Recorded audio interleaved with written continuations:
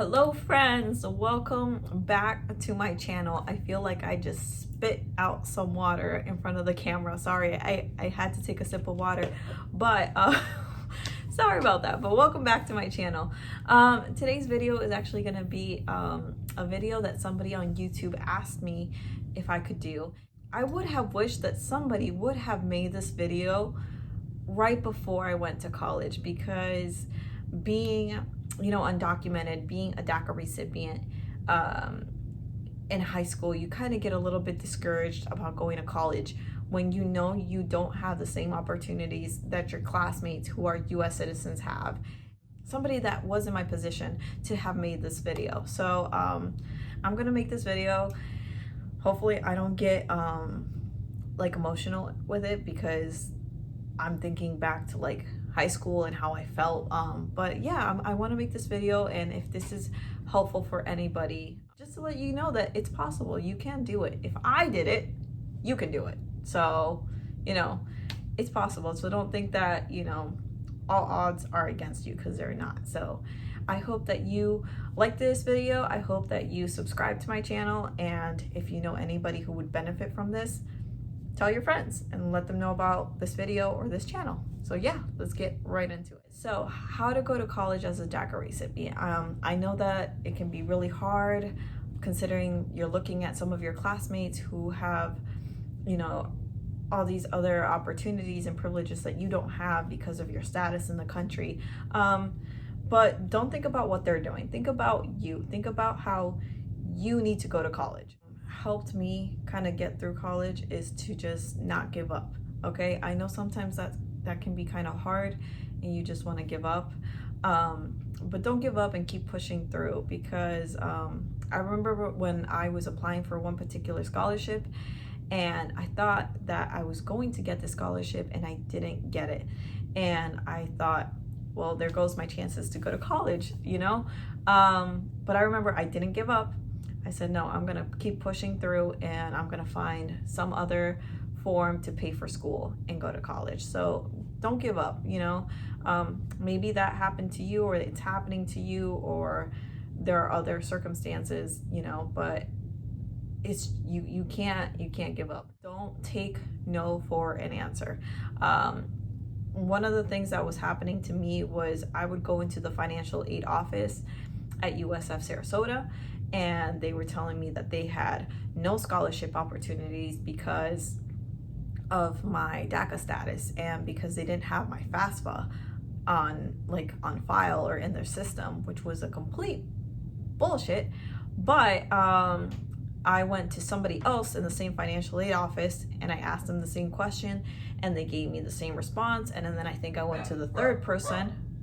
Sorry, Hugo. Then I went to a third person, and then they told me the same thing.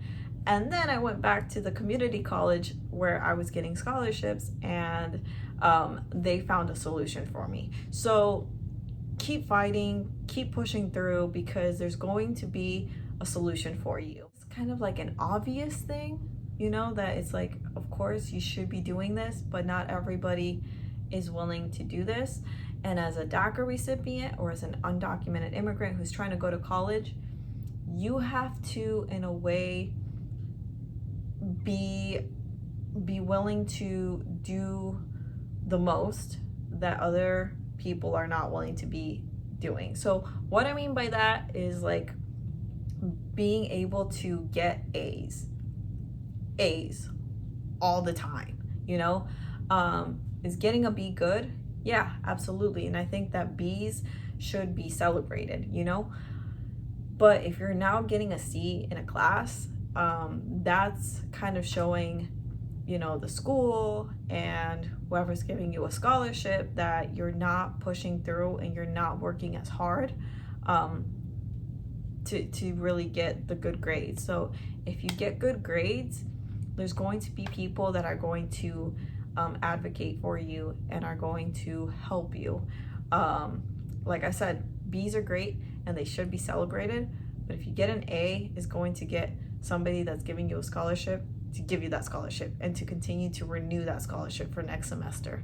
So I know it's hard, and I feel like it's a lot of pressure, and I remember having that pressure added on me. And it wasn't so much that pressure that was being added to me by the school. I was adding that pressure on myself because I kept saying, if I don't get an A or if I don't get that B, I'm not gonna get this scholarship. But it's like, if this is what I want, then I have to push through and I have to work hard. So, you know, don't push yourself to the point that you're gonna kill yourself, like to the point that, you know, you're gonna be done with school. Like, push yourself to get those grades, because, you know, you have to be the one to fight it and to want it. Because if you don't fight for it, if you don't want to go to school, then it's not gonna happen. They're not gonna fight for you. If you are given an opportunity to do like research, to do an undergrad thesis, to do a master thesis, to do research for a professor, to help a professor out in any way, take those opportunities and do them, because they're not just giving to anybody, you know. And if you do those, you know, you look a little bit better than any other student. And that's what you have to do. Unfortunately, as a DACA recipient or an undocumented, you know, immigrant, you have to do like the extra work, the extra mile. And I know it sucks, and it's like, why don't, you know, regular US citizens have to do the extra mile? But unfortunately, because we have this against us, we have to do the extra work. We have to do extra things in order to get what we want and those goals that we want. So I know it can be a little bit frustrating, but if you're given those opportunities, take them, you know. That's a lot of the things that I did that I remember. When I was, I'm trying to think, when I was doing my associates and my bachelor's, I was asked to be on a lot of panels so that I could speak to first generation low income students, because that's what I was as well. And it was from the people that actually gave me my first several scholarships. So they would ask me if I would be on this panel. So I had to drop everything. When I mean everything, I had to drop work, I had to drop schoolwork to make sure that I took that day off, that time off, to go to that panel and put all my undivided attention to being on that panel, because those are the people that were giving me money. So I felt obligated to be on that panel. No, they're not forcing me to be on that panel, but they helped me out, so I have to help them back out. So, you know, you have to think of it that way. If people are helping you, you got to help them back. Another thing that it's not just DACA recipients or undocumented immigrants, it's just all students in general, that this is something that everybody needs to know and everybody needs to realize and come to an understanding, is that when you're doing school, when you are now in that bachelor's or that master's or that PhD, you have to start making a couple sacrifices in your life. And I think some people are not willing to do that. I saw that a lot in my master's. Some people want to have it all. They want to have that full-time job. They want to also be in school full-time and do excellent in school while being a full-time student, while also being a teaching assistant and a research assistant and balancing it all out, while also having a social life on top of that, and be able to spend time with their family full-time and with their significant other full-time. And that's not how it works. Unfortunately, you have to make certain sacrifices in your life in order to do well in school. And I learned that when I was doing my bachelor's at USF Sarasota. I was going to school Monday through Sunday. Believe it or not, my last year of my bachelor's, because I was doing my undergrad thesis. And I remember my dad asking me, he was like, "Where are you going?" It was Sunday. And I was like, "School, like the library." And he was like, "But it's Sunday." And I'm like, "Yeah, but I have homework and research I have to do. It doesn't just stop because it's a Sunday, it's a weekend, you know?" And I realized a lot of my classmates weren't willing to do that. They were not reading the material. And then it showed that they weren't reading the material during class discussion. The professor knew they were BSing it. it would show on their, you know, midterms and finals and papers. Like, the professor knows when you're not putting in that extra work. And, you know, a lot of my time, towards the end of my bachelor's and my master's, I sacrificed a lot of my social life. I didn't go out. You know, I was watching my friends go out, and I was just like, wow, I'm stuck doing homework. But realizing it was going to benefit me in the end, and it wasn't gonna benefit them going out. Like, you can go out when you're done with school, when you have your degrees, go out, you know. At the time, I didn't see it so much. I did see it. If I didn't see it, I wouldn't have done it. But I was just like, wow, I'm putting my social life on hold. Like, I'm not meeting new people or dating anybody. The last year of my master's degree, I deleted my entire social media accounts. I deleted Facebook. I deleted Instagram. I was off of it for 9 to 10 months. And there was a lot of people I didn't speak to, not because I didn't want to speak to them, but because they were on my social media accounts and they didn't have my cell phone number.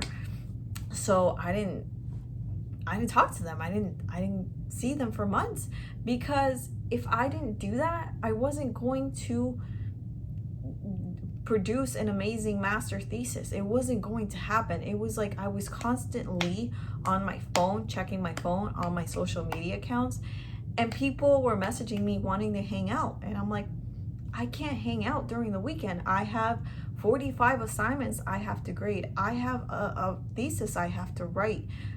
I don't have time to hang out. And those are the sacrifices that I'm talking about, that a lot of people are not willing to do. They want their cake and they want to eat it too. They want to go to school and get amazing grades and be there full time, and then they want the social life on top.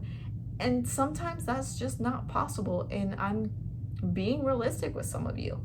A lot of people are just like, holy crap, how is it Sophia is 26 years old and has an associate's, a bachelor's, and a master's at 26 with these 3 degrees and no debt? It's because I worked my butt off for this. I worked my ass off for this. I made so many sacrifices in my life in order to have this, and a lot of people are not willing to do it. So that's what I mean by sacrifices.